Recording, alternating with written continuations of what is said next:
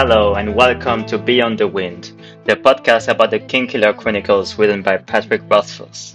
I am Leonard and I'm accompanied by my friend Marcy. Together we discuss a few chapters every week.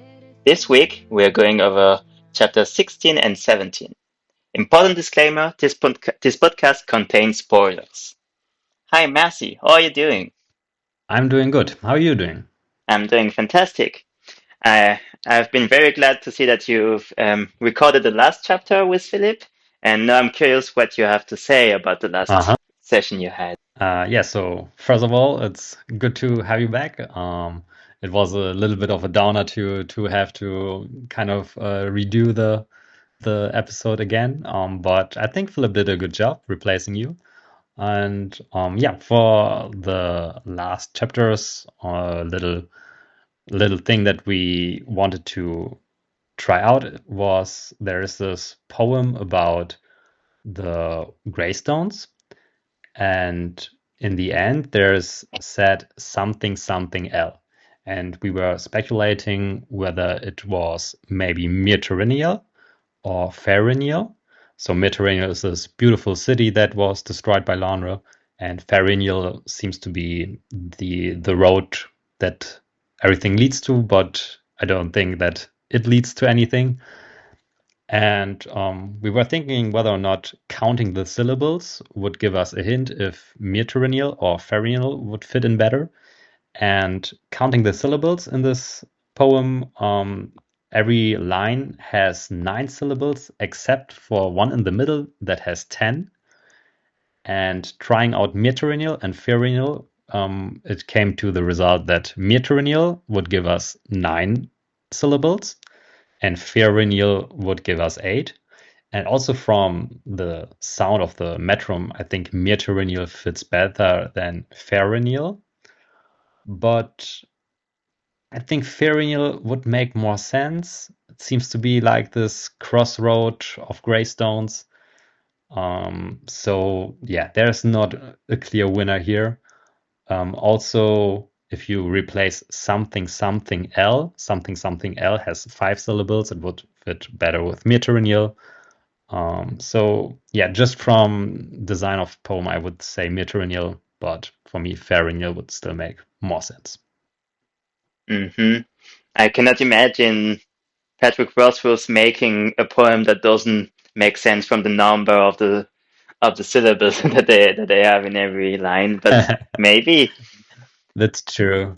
But also, I think poems are much more complicated and nuanced hmm than just counting the syllables. And maybe my degree in mathematics doesn't doesn't is not enough for poems. hmm Yeah, I can I can imagine that too. Yeah, I think that's it for the last episodes. Do you have any questions left or yeah, anything left from last episode? No, I'm ready to go for chapter 16. Are you too? Okay. Chapter 16, Hope. So in this chapter we get to see the final moments of Quoth's troop, the Chandrian attack, and all that's left is little Quoth. Exactly. And in the end, he even gets to talk with some of the Chandrian. Yeah, this is the first encounter of the Chandrian. But my first question to you is, do you remember how you felt when you read this for the first time? Because it's kind of tough, right? Yeah. Um, the first time I read, I'm not sure that's what I think the first time, but I'm for sure I thought that I was a bit blindsided. I mean, most of the time you expect that the parents of the heroes dies and stuff, but in this time it just happened so casually. You know, he went, he came back, and there's not even like a big description of how terrible this is. It's just like, ah, yeah, it's the end. I hope they had a nice last few hours. So I was very surprised that it was really the end. It felt like it was not really the end of the parents. It felt like they will revive or something. So I was a bit shocked. And you? Hmm. So for me, the Kingkiller Chronicle was one of the first series that I read that were like adult fantasy, so fantasy for the adults. And before that, I knew Harry Potter and Percy Jackson, and it was quite unusual that the family gets brutally murdered while they're still alive. So of course, Harry Potter's parents die, but this happens early on, and we don't get to see them alive. And here we got to see them alive and get to see the aftermath. So this brutality and just this blankness of presenting this was pretty shocking for me. But yeah, I think Rothfuss mentioned this a few chapters earlier that he prepares this, that it were the last moments of his childhood, and yeah, that terrible things happen. So you can assume that they die. Um, but yeah, for me, I was still shocked when it happened. Hmm. Hmm. And in between, I've read a few more books about adult fantasy, as you say, and I must say that I get used to people dying after you Hmm. get used to them. So for me, it will be like pretty normal now. Oh, okay, we get to know a few characters, and most of them will die, and the one that will stay is is the one that will be the main character. But at the time I read it, I was not prepared, I think. Yeah. Yeah, same for me. I have read now other fantasy books as well, where this happens as well. Yeah, I'm more prepared now. Mm. The last fantasy book I read, I think it's the Chronicles from Azure or something, and Uh-huh. the Spoilers for that? from the Chronicles from Azure. Yeah, yeah, but spoilers? Yes, yes. Okay. So not that our listeners will get that spoiled without knowing. Yeah, okay. I But was yeah, not go sure. ahead. I was not sure if it was some book that people know or not. Um, and in the first hundred pages, there's a lot about how this family is going on and the city is living and stuff. And after hundreds pages, the whole city is burned down, and there is no one that that survives. And next character is like the grandson of one of the person, and it's just his backstory. All right. Yeah, that's I think also a very extreme version of this one. Mhm. Okay, but should we start with the beginning of the chapter? Yes, and for that, I meant to ask you. Um, at the beginning, it's mentioned that a lot of people are teaching Quo's different thing. Trip taught him how to jape and tumble. Shandy walked me through the culty dance of a half dozen countries, etc., etc. Do you feel like being an Edemaru is the dream of someone that likes to learn and someone that likes to get exposed to new things? Um, I think it's very creative work. So if you're into creative work, then it's a lot of fun. Um, but yeah, also it's not just creative as now that I said. It's because juggling or dancing, it's not creative as it's also creative, but not only creative. Hmm. Um, I think me as a kid, I would like to have maybe done a little bit more games, or I was very much into sport or yeah, some games, and just learning for the sake of learning and being good at something without this playing aspect would be maybe a little bit too little for me. Is it with you? I think I would have enjoyed it a lot. Mm, Hmm. that's something that I make in my free time, like trying to learn new things, even if they're not very useful per se. I know that they can be transferable and they can help to learn other new things, and it keeps your mind sharp. So I think I would have really enjoyed it. Hmm. Yeah, okay.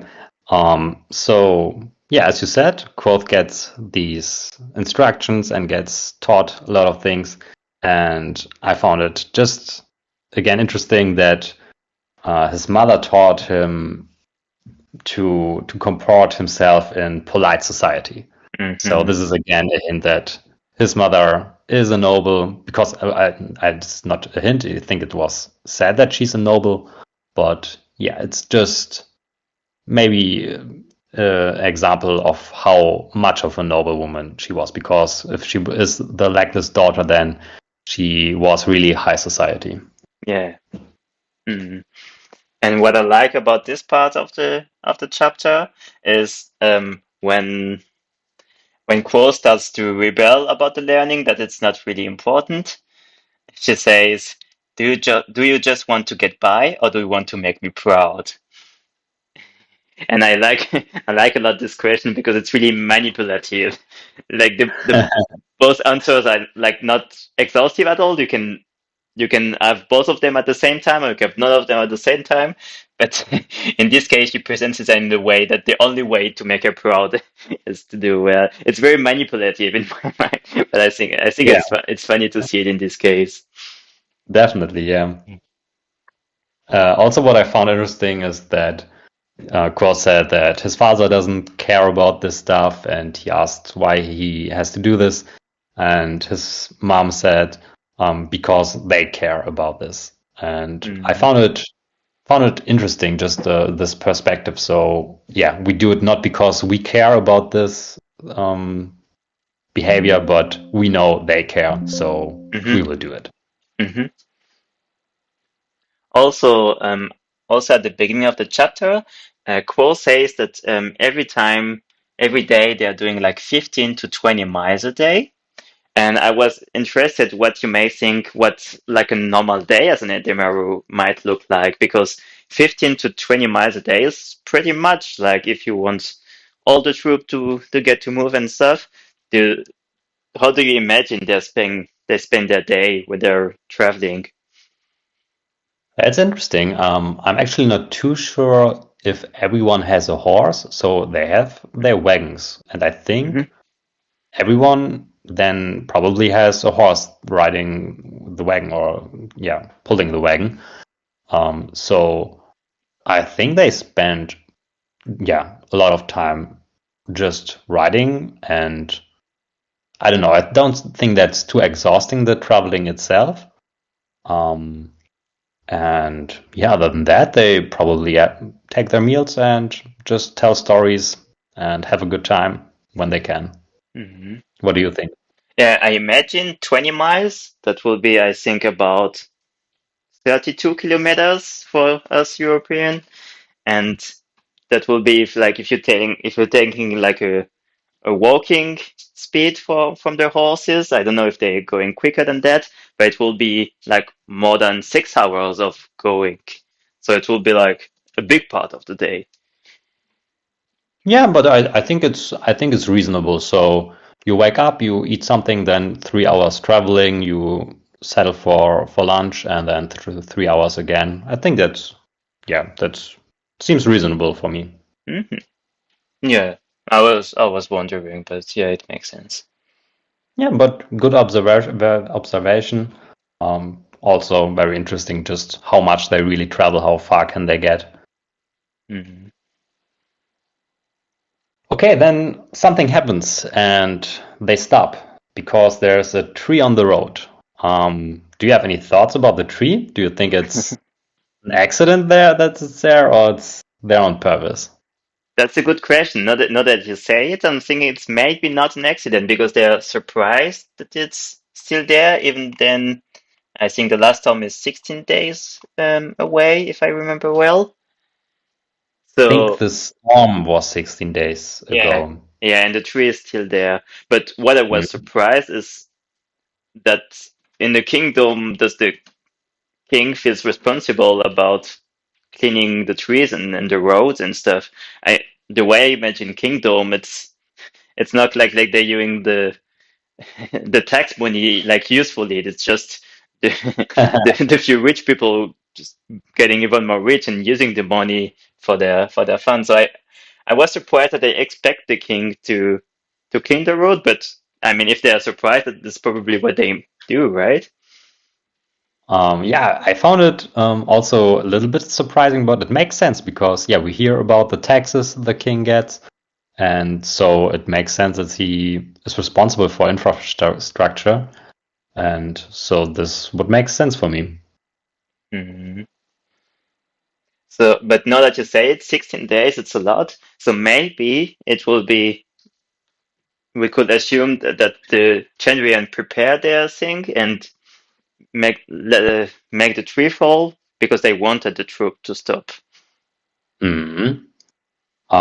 Do you think that's the case? Because I'm not too sure. For me, both is possible. I think it would be possible that, yeah, there's still a tree left, but also a possibility that the Chandrian planted it there. What are your Mm. thoughts? I just don't think they need it. They seem so powerful. I'm not sure they really need the troop to stop to to just kill everybody. Yeah, this was also my thought. I think if they wanted to have, so one possibility is that otherwise the troop would arrive on a town in a town. Oh, So mm-hmm, maybe they stopped them short before a town so that they wouldn't get there and maybe spread more information about the song. Because the father, he sang only the song for the troop, right? mm-hmm. And And just a little part. yeah, exactly. But this means that even though it's a little part, maybe this could also already spread if they arrive to a new town. And maybe they wanted to prevent that and planted the tree there. But yeah, my gut feeling says also that it's not necessary. They could also just kill them on the road, on the spot. Uh, Mm-hmm. yeah, so I think it's probably a coincidence. Mm-hmm. The only way that it could make sense is if we assume that they wanted Quos to survive, but there's no reason that they want Quos to survive. Even when they meet him later, they say that they should put him to sleep. So I don't think that's the case. Yeah, and also they could just let them live if they want him to survive. Then That's true. yeah, That's the easier just let part. them run.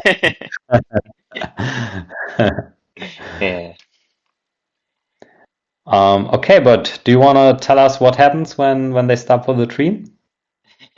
When they stop for the tree, at first, Cole's father is disappointed, but then there's a little bit of dialogue with Cole's mother that makes him feel worse to stop. And at this point, I ask myself, Quoth is telling the story, right? And Yeah. I'm asking myself how much does he remember and how much does he invent again? And I am also surprised in this case that something that you might not pick up as a 12 years old or something, that some people are playing on the on the meaning of the words. So I was asking myself if he invented that or if he really remembers or if he picked up at the time or if he picked up later. What do you think? It's a good point. I think probably Quoth gets it. I think he behaves really well as an adult, and it's multiple times mentioned that he seems older than he actually is. Hmm. So I think he gets it already as a child. And maybe for the listeners who didn't reread it, his mother makes some playings to, yeah, maybe sleep with his wife, husband, her husband, and yeah, this is this well, the way she presents it. It's, yeah, not very clear for a child probably, but it seems for adult Quoth, at least how he tells it, it's pretty obvious. Hmm.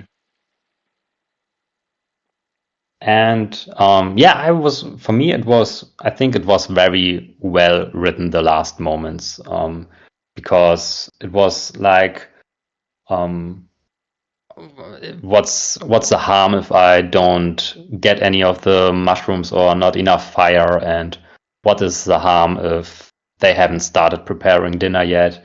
I Hmm. think it was very well written. I found it Hmm. very. I also like the thought that he said the last moments of my childhood, and I think it was a nice thing for me to read to reflect about when was the last time I felt like a child. And I think it can be very different for the people, and I also think it can be very dependent on when you felt like you experienced something traumatic. So I was really interested on this sentence. Yeah, it's interesting. Now that you said it, I was thinking if I have this moment when I said, okay, in this moment, I felt that my childhood was over, but I don't have this pinpoint in my life. Do you have? I wouldn't say an exact day, but I think the moment my parents divorced or got separated, I think it's the time where I was thinking, oh, okay, it's not childhood Okay, yeah, anymore. understandable, yeah. How old were you then? Like 12, 13. Okay, yeah, that's also, yeah, it's an age where it's possible that the childhood ends, right? So it, Mm, yeah, yeah, life gets more around mm. that. And also it's tough to say, like, if childhood ends, does it mean that your teenagers time come, or does it mean that you're in the adulthood? No, it's tough to say. Yeah, yeah, definitely. All right. Yeah, and then there's also these lines that Bacall said, I hope they spent those last few hours well. I hope they didn't waste them on mindless tasks, kindling the evening fire, cutting vegetables for dinner, so on, so on. And yeah, adult quote still cares very much. And he says, still, I hope. And Mm-hmm. here it's already said that they are just as dead either way. So it's said that they die before we see how or Mm-hmm. that they actually are dead. Mm-hmm. I think that's very powerful as well. Mm-hmm. Afterwards, he arrives to the camp and he describes what he sees. And one thing that's really interested me is he saw Terrance's body lying by his wagon, his sword broken in his hand. And I meant to ask you, how do you think that his hand, does his sword broke in his hand? What kind of fight do you imagine where you have your own sword that's broken in your hand and you still hold it also? That's a bit, that's not so intuitive to me. Is it to you?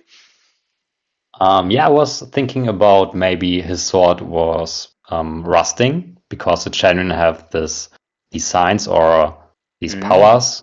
So one sign is rusting iron.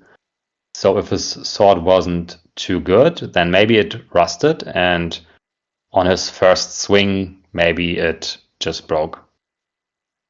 The Yeah. tip fell off. So I can Mhm. imagine that. Mhm. I was also myself as well, was also asking myself, how hot would something need to be to make a clear cut in a sword? Do you know? Hmm. Do you know if it's possible to to have something so hot that it cuts the sword? Oh, good question. I don't know if it has to be. If it's strong steel, then cutting the sword. But yeah, it depends really because there are very different versions of steel and different different composites. So there definitely is more brittle one and more flexible one. So yeah, depending on the material, it's not unrealistic that it actually breaks. But for a sword, it shouldn't be. So if the sword was a half decent sword, then it shouldn't break. So I still think it was because of the rusting. Hmm. Yeah, that makes sense. Yeah, we also can see in this chapter some more of the signs of the Chandrian. Hmm. So a little bit later, it is said that the flames were tinged blue. So this is one sign. Then a wheel crumbled in my hand. So this is also the sign of aging. I don't have the proper word in my head now, but yeah, things Decay? age. Decay. Yeah, exactly. Um, Then also the wagon splintering as if its wood were rotten as an old stump. I think that's also decay. Um, yeah, I think then later the shadow of Heliax also a sign. Hmm. Um, it is somewhere it said, yeah, when he came back, it says it was quiet, as if everyone in the troop was listening for something. Can be just a coincidence, but I think one sign is that for one channel is that he cannot speak, that he's really quiet. And Hmm. I was thinking there that maybe this is also something happening in the Waystone Inn because we have there these three silences, Hmm. and maybe this has something to do with that. I don't have made any connections yet, but what do you think? Yeah, I could imagine that maybe they know the name of the silence or something like this. Yeah, maybe something. Some of the listeners will have a theory about this connection. Hmm. Also, one thing that I learned about the Chandrian, I saw several unfamiliar men and women sitting around a fire. I don't know why, but most of the time I pictured Chandrian as men, most likely. And so, and I didn't imagine some of them being women, but no, it seems like at least two of them are women, right? Yeah, I actually don't know. In my mind, I knew that there were women as well, but I don't know how many. Hmm. But okay, we you started by describing that he came to the camp and saw Terrence's body laying down, and what happens after that? Mm. One of the Chandrian is going ahead to talk with Quoth, right? Hmm. It's Cinder. Yes, exactly. So Cinder is the one with the black eyes. Hmm. That's fine. Do you think he's concerned about Quoth? Do you think he has something like compassion? No, I don't think so. In the beginning, it's written a little bit like that, right? So Hmm. he asks him, "Young man, where are your parents? Does anyone know where his parents are?" But I think later you see that it's more or less a play, and people are getting the joke. The other channel are getting the joke, and then he shows more or less his cruelty. But there are theories that Cinder actually tried to protect Quoth there, but I do not believe in them. What are your thoughts? Hmm. Why do you think he will try to save Quoth?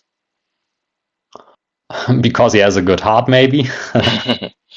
Okay. Yeah, I was thinking this because at the beginning, that is Ignis, Ignis besides of course, there's some kind of compassion maybe, and then Mm. no on eye level with me, his expression grew concerned behind his mother black haze. So I mean, the way Quo see it, it feels like compassion, but afterwards, it doesn't. When he starts to joke about the death of his parents, it's widely inappropriate for someone that would have compassion. But maybe it's just putting a show for the others. Yeah, probably. And this time it says someone's parents have been singing entirely the wrong sort of songs. So now we know for sure that this was the reason why they're dead. And Yeah. I like to ask the question. Maybe I asked it already, but what do you think? What do you think is the problem about singing the one kind of song? Do you think it hurts them like physically, or does it hurt them in another way? I don't think so. It's a good question. It's of course what is the reason that the Channeling attack? That's I think one of the biggest mysteries we have here. Hmm. But for me, I think they just want to prevent information getting out. I don't Hmm. think that the singing of the song itself makes them hurt, but yeah, maybe it's I don't know, power getting power over them, or I don't know why they want to keep information from them. But I Hmm. think that's the reason. I What was is it? thinking, I was thinking maybe it has something to do with names. Maybe if Mm, you know the name of someone, you can use it in some way, and maybe knowing the history of the Chandrian and knowing some songs that has to do with them. Maybe in some way you know the names and maybe you can use it in some way. It will maybe be a bit of the same as you said that you have to retain the information, but maybe it has to do with names too. Yeah, that makes definitely sense because we get to read a lot of times that names do have power, and knowing the name of someone gives you power over them. So it definitely makes sense. And also, you mentioned, because that's something that I wanted to talk about you, that the singing of names might be interesting. And Haliax asks Cinder, who keeps you safe from the Emir, the singers, the Sith, or the Scythe? I don't know. That is Mm-hmm. Star Wars, I think. Yeah. So yeah, the singers, and it's interesting that Emir and Scythe or Sith, I don't know, are written in capital, so it's like a name, and the singers are not written as with a big S, Mm-hmm. with a capital S. So yeah, it seems like the singers are people who sing, and this could be also the Edema Ruhr because they are singing songs about the champions and.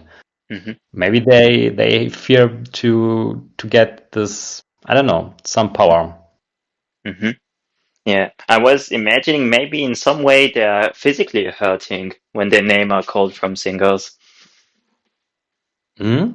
Yeah, we get later that they can the mentioning that people can feel it or they can feel it at least. We don't know in what way. For me, I don't think that it will hurt them because I think it's just a too easy way to hurt them. Hmm. But I think it's a reasonable thought, yeah. Hmm. And also we saw that, for example, Bast could be injured just by calling the name of Iron. So maybe just like calling the name of music in could hurt the champion in the same way. Yeah, that they somehow you bind them with music. This would be possible, yeah. Okay, so should we go on in the chapter? Hmm. We as you said, Cinder talks to Quoth, and then Haliax tells him that he should stop playing with him and puts him into sleep. And what I found interesting is that the last word seemed difficult for him to say, and the Hmm. last word was sleep. Hmm. And this is, another evidence, I think, that Haliax indeed cannot sleep himself. Hmm. Hmm.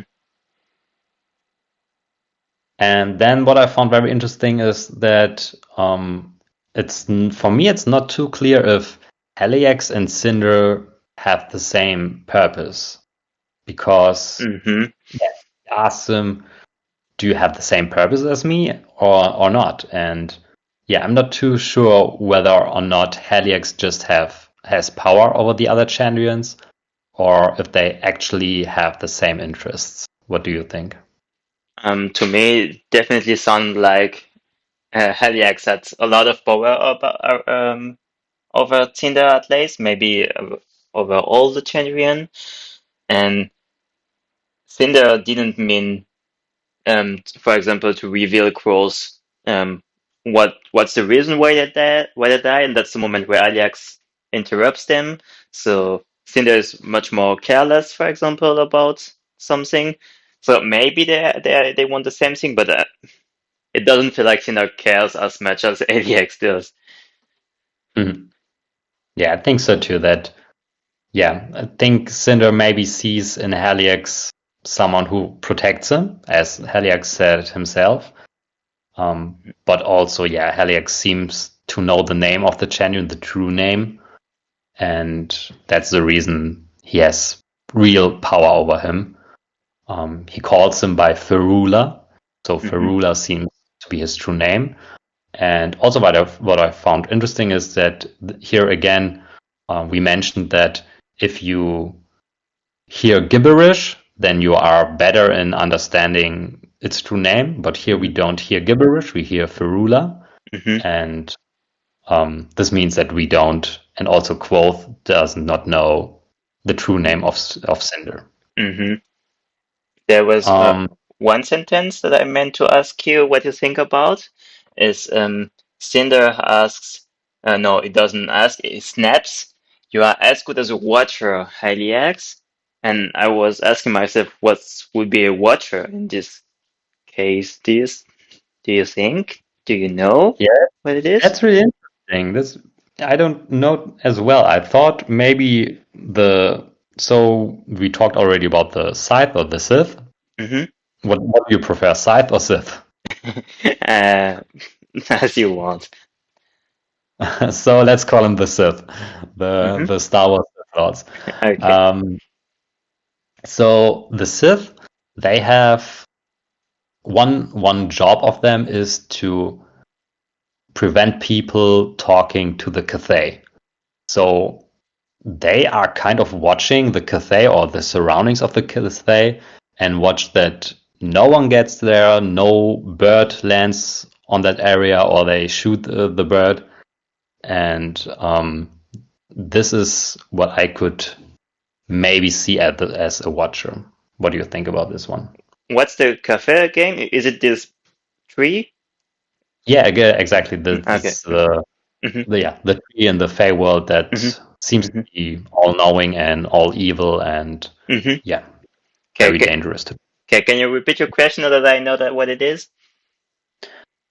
So yeah, so the Sith they are watching the Cathay, and this would be in one option what Cinder is referencing to. Mm. That makes What a do you lot of think? sense because in the moment where it snaps, it maybe means to insult him in some way. So it would make a lot of sense that if they are enemy with this with the size, that is if he calls in by one of them, it means that is furious and he wants to injure in some way Heliax. So I like your Yeah, explaining. yeah, but it just can be because Watcher is also not in capital, so it's a Watcher, but it's yeah, not a special group or something. So it might just be a person who looks out. I think that's less cool, but might be also the possibility. Yeah, I think it has a meaning. I played some video games, Slay the Spire, when one of the characters' name is the Watcher, and she comes from the future, I believe, and is she watches over the prison and stuff. So it may be that there's a meaning that we're missing there. Yeah, might be. Okay, so then, as we said, Helix calls Cinder by its true name Ferula, and I found it interesting that it's so similar to Felurian. Did Hmm. you got this, or didn't you think about this? I didn't, but I meant to ask you about Ferula anyway because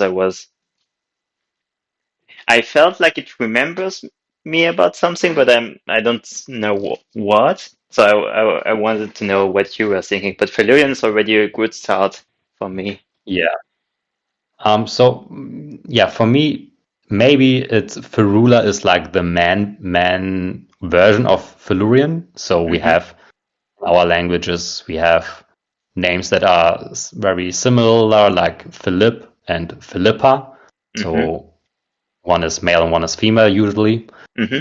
And this might be also a case and might be a hint that Cinder is from the Fae.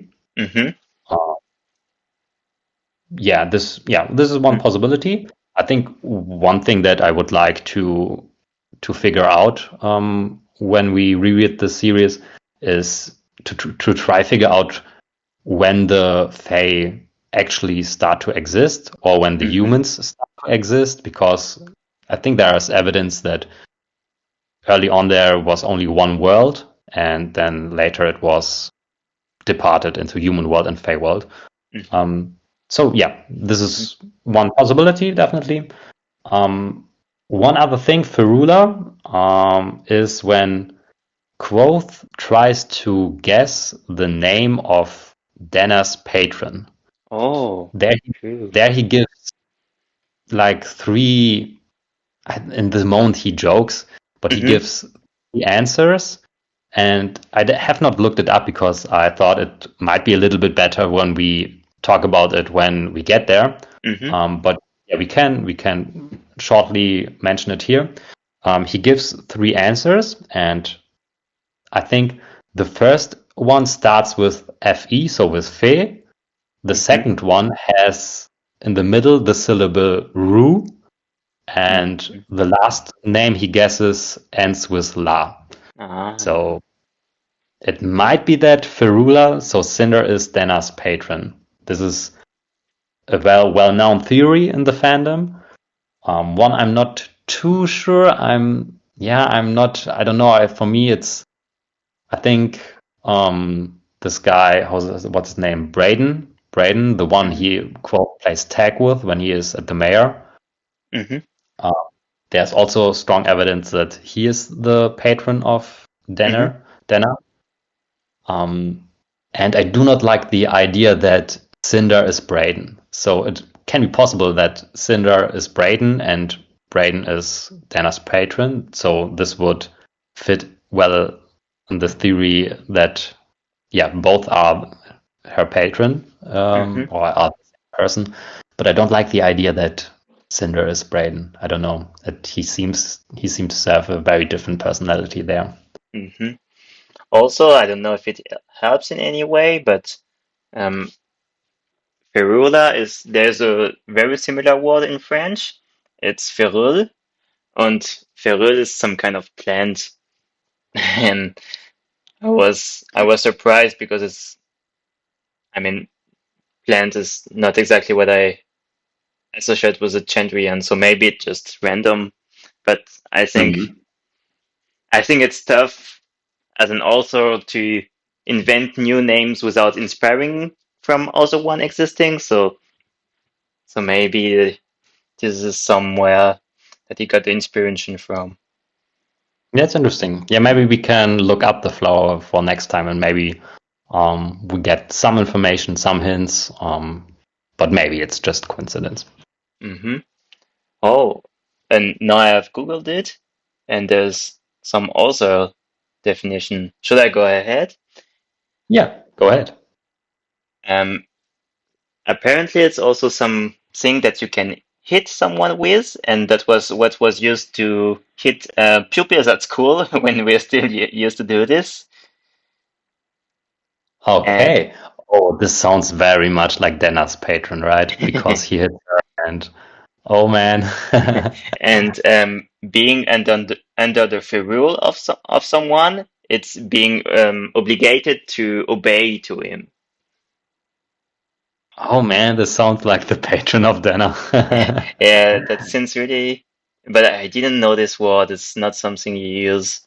Oh yeah, it looks like it looks Like it's what? like a spatula, like something you stir pan with. Ah, okay. Ah, I see, I see. Yeah, good that you looked that up. Very, very interesting. Because But I'm not mm, too happy about Cinder being Dana's patron, but this seems very, very strong evidence. but it comes from French, and I don't know how much Patrick is is learning French, so maybe it's Yeah. just a big coincidence. But this would be very big coincidence. But Hmm. I hope we will see. Hmm. One other thing that I found interesting about Cinder is that he is three times described with winter. So the word winter is mentioned three times. First, um, yeah, he moved, his sword moved, and it reminded me of the quiet that settles on the coldest days in winter, when it hurts to breathe and everything is still. Then the second time, he was a creature of winter's pale. And the third time, the one called Cinder sheathed his sword with the sound of a tree cracking under the weight of winter ice. Hmm. Yeah, I found it very interesting that we get this mentioning three times. Hmm. Yeah, it's not so often that you have repetition in this book. Mm. So I don't know. Maybe there's some true connection to this season. Maybe we will see him in some winter. Maybe we already have seen him in winter later on. But yeah, just one thing that I wanted to point out. Hmm. Also, there's something that you already mentioned today, but we're not going back to it. It's when Heliax tells to Cinder who's protecting you from the Amir, from the singers, etc. What do you think Heliax's abilities are that making him possible to protect the other Chandrian? Yeah, we see it in the end of the chapter that he somehow can transport them Mm-hmm. or teleport them all. I think that's a very useful skill, definitely. Yeah. Then also we know that Lanre was a very, very skilled fighter, maybe the best at his time.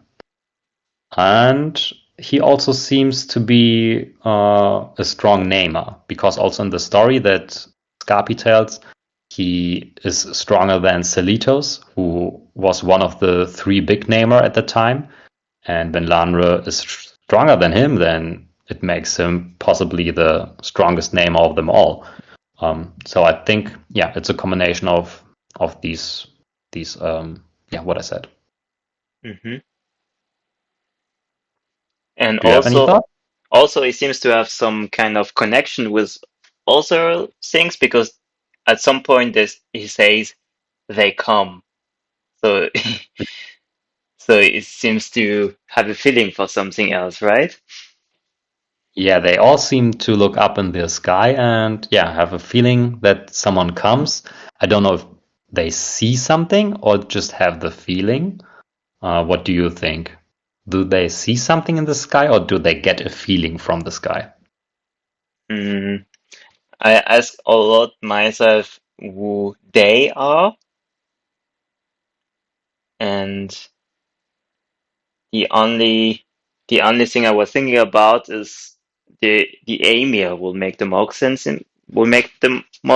in my eyes because it's protect Heliax protect them from the Amir, the size and the singers, and the singers and the size have no reason to come.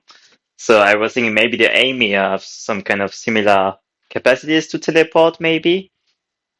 So maybe they can fill the Amir. Maybe like Heliax had some capacity that make him able to have a feeling when the Amir is coming. Yeah, so maybe let's talk about the three groups that the Chandrians seem to fear. We have the Emir, the Singers, and the Sith. And yeah, what do we know about the Emir? We know that they were lived about 300 years ago. Probably they are still around, or much likely, as we see that the Chandrians still fear them. Hmm. And one thing is that when Quoth asks Felurian about the Emir, she tells him that they never were human Emir. And this I found very interesting because maybe the Emir aren't humans. Maybe they are a different species. Maybe they are Fae. Um, maybe there are something else. Maybe there are two groups of Emir, human Emir and yeah, Fae Emir. And one option, I don't know if what do you think about it, but that they are angels because there's a story I think about I have to look it up again. Um, Telu's angels mentionings, I don't know, Hmm. and um, so that there are angel-like creatures, and I think one point can be made that maybe Auri is an angel because she seems very angel-like, maybe glowing a little bit, and her hair seems to be flowing in the air. Um, so maybe angels do exist, and maybe some emirs are angels. Hmm. That's interesting. That will explain why they come from the sky, maybe because they can fly. Exactly. Um, then the next thing they fear are the singers. I don't think that the singers will be coming from the sky. So yeah, as we already said, the singers might be the Ademaru back in the days. Maybe the Ademaru were more powerful and yeah, have some singing power. One other thing might be that they are the Tal. I don't know if you remember any mentioning of the Tal, but there's this one scene where Quoth talks to Simon and Willem, and they ask each other where would they go if they could go anywhere. And I think Quoth is the one who mentions the Tal, that he would go over the mountains. So the Tal seem to be living east of the mountains. So our map ends usually on the east with this mountain wall, and the Tal seem to be even further there. And they seem to be some singing folk that can heal the sick by singing or do some. Yeah, they seem to be having some singing powers, and this would fit in very nicely, I think.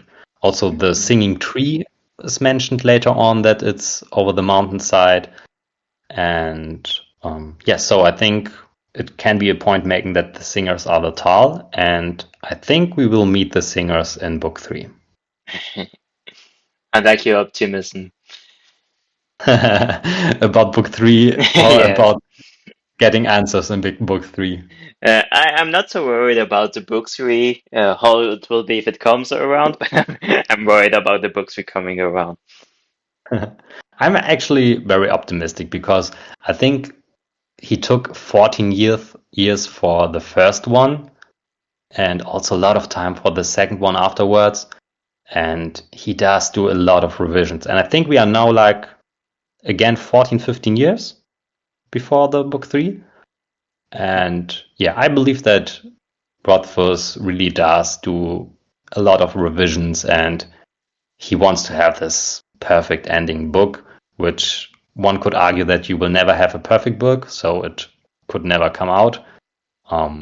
But I actually believe that I think 2023 will be the year that we'll get it out in 5 years. 2030? Huh? 2030, you mean? 2030. Yeah, exactly. Okay, yeah, okay.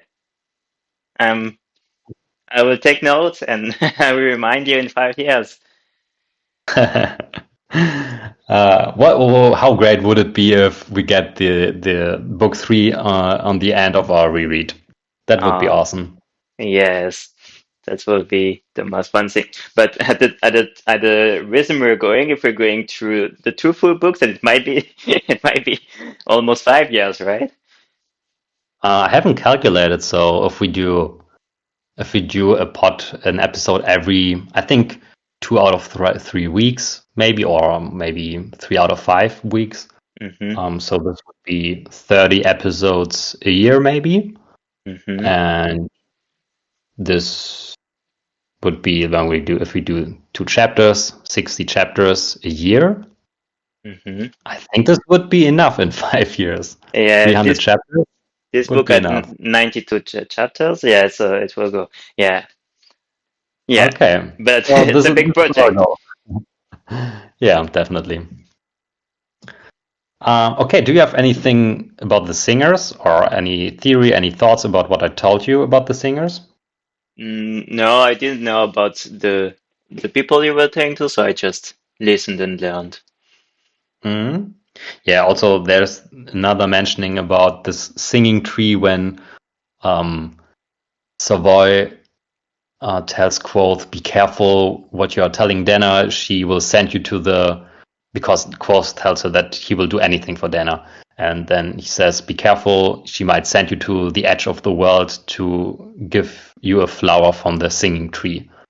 And this flower seems to be having some healing properties.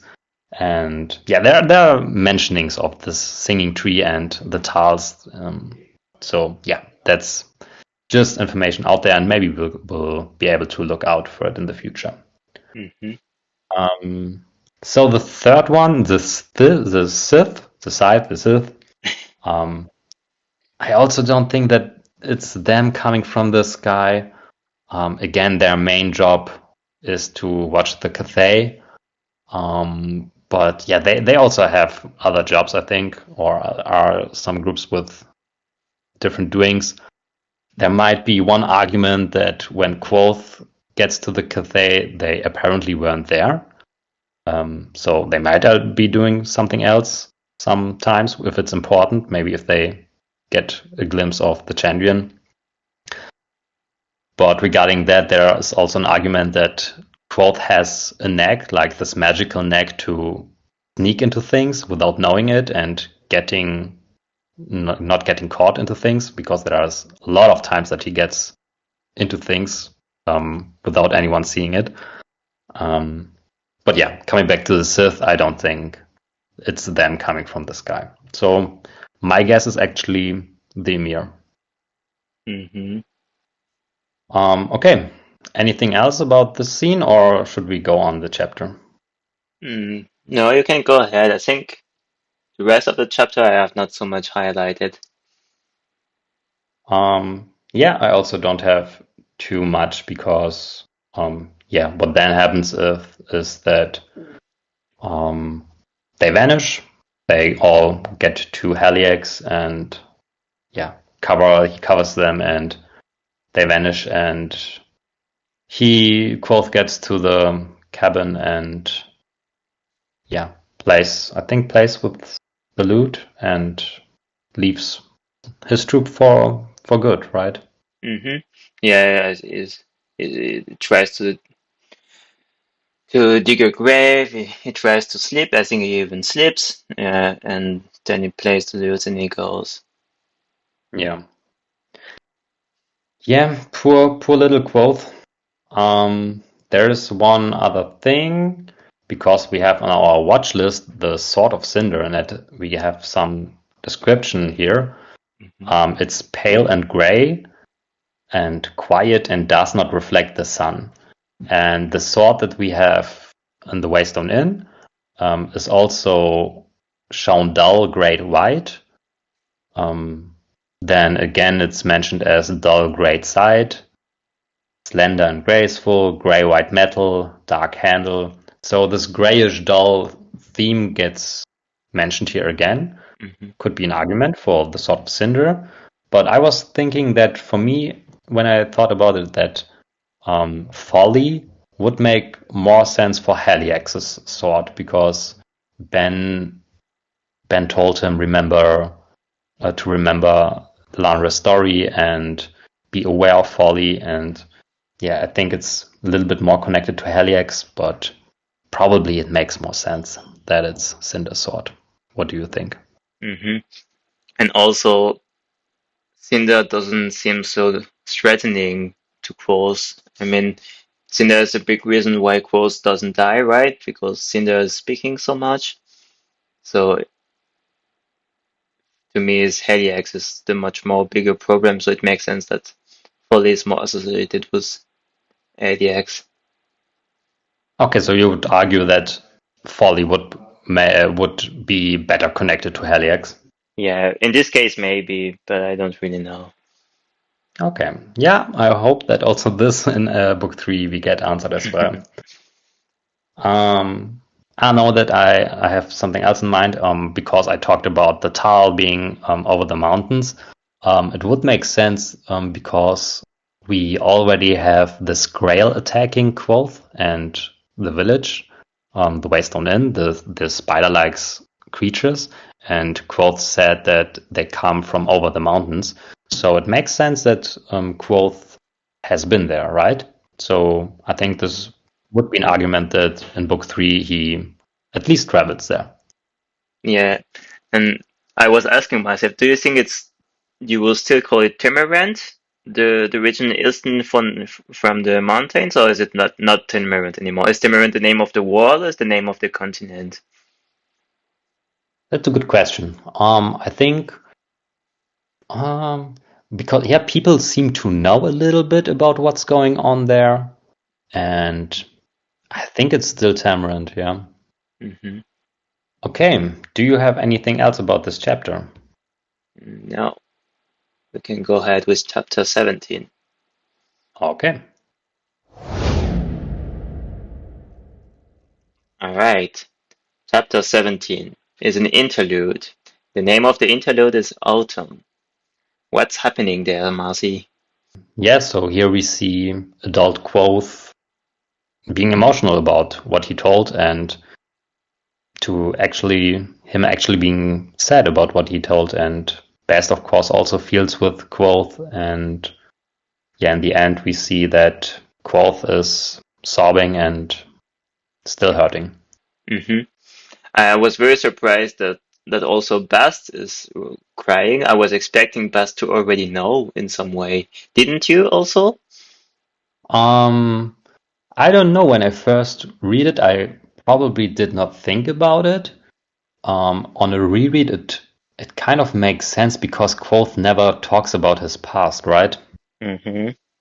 So it would make sense that this story did not get across very much. Hmm. And also Bast is trying to bring the chronicler to him, so he wants to hear it, so it makes sense. But I don't know why. I was just surprised that Bast had no idea. I was I was always imagining that Bast has like some big agenda and that Bast was knowing the whole story in some way. Hmm. Yeah, it makes sense because Best seems to be very manipulative, Hmm. but for me, it's very much likely that he is just some fake creature that sees and quote this idol, and yeah, he's not playing a big game, so he just wants his Rashi to be a hero again. Yeah, that makes the most sense to me now. Yeah, then we see in this chapter as well that Chronicler and Best are making some peace. Um, yeah, I think the sadness of course story is somewhat of a connector because yeah, they see that he had much more trouble than maybe the situation that was going on a few hours in the Waystone Inn. Hmm. Uh, yeah, they seem to be going along now. Also, in this moment, then Bast is mentioning that he got a bruise from Quo's grabbing him, Oh yeah, right. and I meant to ask how how strong do you have to be in order to inflict a bruise to someone when you grab the person? It's a good question. I think if you go full force, then it will leave a mark. Probably. I don't know. I don't know. It's yeah. I try now to imagine someone Hmm. grabbing someone, and if I with my full strength, if I would grab them, if it would leave a mark or not. But yeah, you mentioned this, and I think it's good evidence that Quoth is still a strong guy, right? So he is not weak or maybe untrained. And yeah, the question is how much is he acting and how much is he really this sad, unlucky innkeeper now? And this is an argument that he's actually strong and capable. Hmm. I just try to grab my arm with my full strength, and I just can't hurt my I just can't hurt myself. But I'm not so strong, so that's not the best indicator. Can you Okay, hurt yeah, but yourself when you're like grabbing your arm really strong? I think if I push with my thumb on some muscle, then yeah, it hurts enough that there will be a bruise. Hmm. I cannot do I think. it, but maybe it's just self-preservation. Yeah, let's try it not out too much. Okay, I think yeah, I don't have too much any left about this chapter. For me, in the end, I think it's really well written again. The sadness of him standing there alone and sobbing and yeah, still being sad. Um, yeah, I can really relate to that very much, or I can feel the feelings here. Very good. Hmm. Yeah, that's the last question that I had about this chapter is, I mean, it's completely normal to still be sad even after a long time if you experience such a big traumatic event. But I was asking myself, how do you think Quo's processing of the trauma is? Do you think he did the right thing to get better, or do you think he didn't have the tools to get better and is still in a in the early stage of the traumatic experience? That's a good question. I think without wanting to judge too much or I don't have this experience, so I don't know. But I think the main reason why he cries now is that this might be the first time that he actually talks to someone about this. And yeah, I think talking about something definitely helps processing. And if it's the first time that you talk about this, then I think it's understandable that he still cries. What are your thoughts? Mhm. Mm, for most of the book, I was surprised about how well it processed the event because I mean, it's not the most stable person, but he never really was. He was already before before before the death of his parents. He was also pretty careless with pen. We saw it with the binding with the wind, for example. So the fact that he's a bit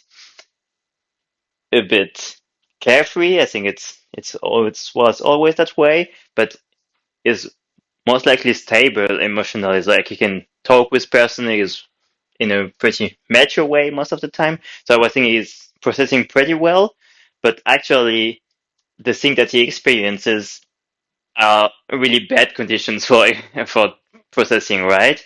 So he lives as a homeless kid for a lot of time, and he doesn't have any stability, any social resilience system. So I'm very surprised about how good is processing with the Mhm. with the problem he had, and maybe that's a bit of my problem with the book is that it's maybe too easy in this case to process for him. Mm. Yeah, I can understand that. Okay, anything else? Hmm. No, I think I'm good. Are you? Um, I have actually one more question about the previous chapter, chapter 16. Mm-hmm. I hope it's okay that we do it now. Yeah. Chapter 16 has the title Hope. Why do you think it's the chapter title is Hope? Oh, that's a good question. I read it at the beginning, then I just totally forgot it. Most of the time, I Mm. don't try to. I just forget the name of the chapter when I start reading it. So I don't know. Okay, yeah, I actually have no clue as well because I don't know. It's of course one. I think there's a little connection that um, killing of something like burning a wood leaves, yeah, a fire wood leaves place to grow something new. And there is a little connection that if Ferula, if Cinder is the patron of Dana, Dana's patron is called Mr. Ash or Ash, Master Ash. Hmm. Um, so yeah, you have this symbolism that out of the ash something good can grow, and this gives you hope. But I think that's very far stretched. And other than that, I don't know why Oh, hope. I know now. Oh, tell me. I just did Control F to search for hope in the chapter, and there's one paragraph where hope is used 8 times, I think. And it says, I hope they spent those last few hours well. I hope they didn't waste them on mindless takes. I hope they sang together. I hope they retired to a wagon. I hope they lay and so on and so on. So that's the hope. Okay. This makes very, very much more sense than what I just said. Okay. Okay. Yeah. I think with that, I'm good. All right. So I heard that this time you don't want to do who said it, but you have another idea. Do you want to talk about it? Yeah, I thought that we could do Would You Rather, Kingkiller Chronicles themed Would You Rather. So yeah, I think same procedure. I will ask you a question, then you ask me a question, and yeah, we will do this 2 times, right? All right. Hello? You? Yes. Yes. I. Okay. It was the whoosh time that I tried to do. Yes. Okay. So I will start, and I will ask you, would you rather attend the university for 3 months or for 3 decades? Oh man, that's a good question. 3 months or 3 decades? Wow, 3 decades, it's a long time. Um, Good question. So I don't think that they really have exams, right? I never heard that they have exams. They have this, of course, they have um, this test in the beginning on how much they will have to pay. So Hmm. I think this is the stuff they learn for. Yeah, But I don't if I think. yeah, Sorry. yeah, if I do not have to worry about the result there, so if I have enough money to pay my 3 decades, then I might take 3 decades. What about Hmm. you? Yeah, I don't think they have properly exams, but I think it's very spontaneous how they can prove that they deserve the next grade and the next name. Because in the case of Quos, he gets it just because he does something to Master Heme. So, I'm not sure if there's some kind of exam.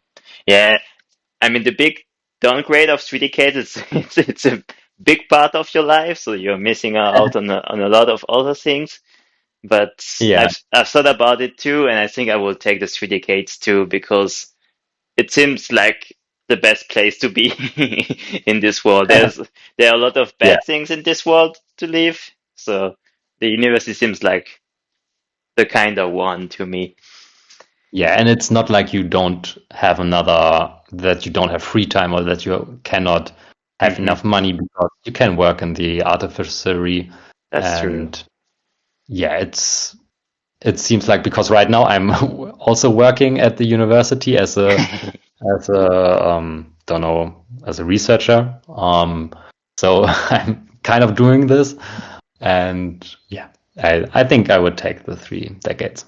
Yeah, I think 3 months would be really, really frustrating if you enjoy it and you know you will never can never be able to do it again. It's hard. Yeah. Yeah. Okay. I have a similar question for you, but because you gave a little hint on the beginning, I will play with the numbers. Hmm. Um, would you rather live 1 year with the Idimaru, or would you rather, and I'm not too sure how I should compare this with the numbers, but let's say, would you rather live 3 years with the Adem? It's so funny you asked the question. My second question is so similar. Yeah, I just asked my question and you will see how similar it is. Would you rather being born as an Edemary or as an Adem? Okay. So yeah, let's talk about this. Yeah, You and first. yeah, just to say about it, the reason I thought about this question is because I think that they are a bit like the opposite in a lot of ways, and also from all the people I know, you're the people that I could most imagine having fun being an ADEM because they Yeah. because they like to not share too much and maybe like they like which if you're not showing emotion, oh that's good, I like it.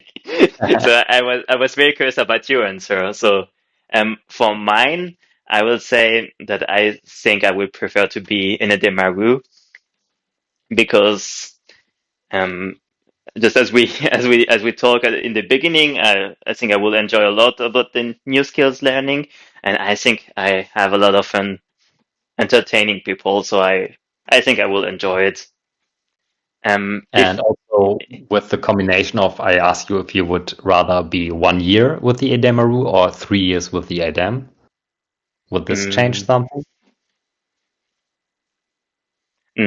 it depends. What do you compare it to? What's my true? What are the truths? Yeah, is it my normal life, my normal Timirant life? Yeah, so you would be part of the family for 1 year Hmm. Um, uh, or for 3 years with the Edem. mhm. I think You being would part. not be a area and you would be a proper ADEM. I think being part of an ADM is not too bad too, because when they are with each other, I think they are pretty okay with everything. I think if I remember well, some girl originally didn't want to have sex or shouldn't have had sex with girls because they are afraid that they are transmitting sexual disease or something. So so that's something that you avoid if you're part of them. Yeah, I think it will be okay to be three and them too. Hmm. Mm. So that makes the question really tough. Yep. I think in the best case, I would do both of them. I think both of them seems like a positive experience, and and if I have to choose, I will take the longer positive experience. I think the 3 years with the ATM. Yeah. I That's fair. So for me, if I would be rather be born with the Idemaru or born with the Idem, um, that's very interesting. Hmm. Because for somehow being born or living my whole life, I would see the Idemaru being more fun and more wholesome. Hmm. But yeah, for me now, like being 3 years with the Idemaru or 3 years with the Adem, I very much would prefer the Adem, I think, because there's something that I just like about perfecting the K10 and perfecting your skill and perfecting your body and have control about your expression and control that you talk with your fingers and also the way they talk. I found it always very, very beautiful. Like this, when they Hmm. talk about the Lithani, it seems very, coming from some place that I found very interesting. Hmm. And so right now, I would rather live with the Adem than with the Idimaru. Hmm. And yeah, being born, I'm not too sure. I also would like to live with the 8M. Only thing is that it seems to be very windy and cold and stormy there. So this would be a part that I wouldn't enjoy too much. Hmm. And also one thing that I like is because they are just reproducing as ADEM between ADEM, so they have a lot of recessive genes, just like pale skin and very very light hairs and light eyes and everything. So I think that's another reason because why I thought about you. Yeah, yeah, definitely something that I would enjoy. Yeah, And very funny that we asked the same question somehow. hmm and also I asked myself, just as you said it, do you also think that they are kind of opposite in some way? But also what I think interesting is that they sound so similar, right? Um, yeah, there is. I will look it up for next week. There is maybe some theory or some that they are come from the same folk, or maybe that the Adem were earlier Edemaru. Hmm. Also because it sounds very similar, right? Adem and Edem Maru. Hmm. So yeah, but yeah, they definitely are very similar in the way that um, they I don't know. How would you say on which ways are they similar? Mm, they both seem like they want to perfect their art. Like the Edemaru are also very exigent when it comes to learn how to do the different skills. They also seem like they are Mm. very perfectionist. Yeah, definitely. One thing that I found interesting is that the Idemaru, they are very much known for their music, Hmm. and the Adem, for them, music is something very, very private. Hmm. So this also might be a connection between Edemaru and Adem. Maybe the folk was against music at some time, but yeah, actually they enjoy it, so they do it in private, and this developed this very intimate theme with Hmm. music. Um, yeah, definitely some room there for speculation. Yeah, for me, it would make a lot of sense that it used to be the same people, and they had to defer themselves because they had some big difference. For example, the opinion about sharing and not sharing stuff. But I think originally they come from the same Hmm. region. Yeah, sense. Okay, I have one last would you rather. Oh, true. Um, I already asked two because you asked the same one, but you have another one.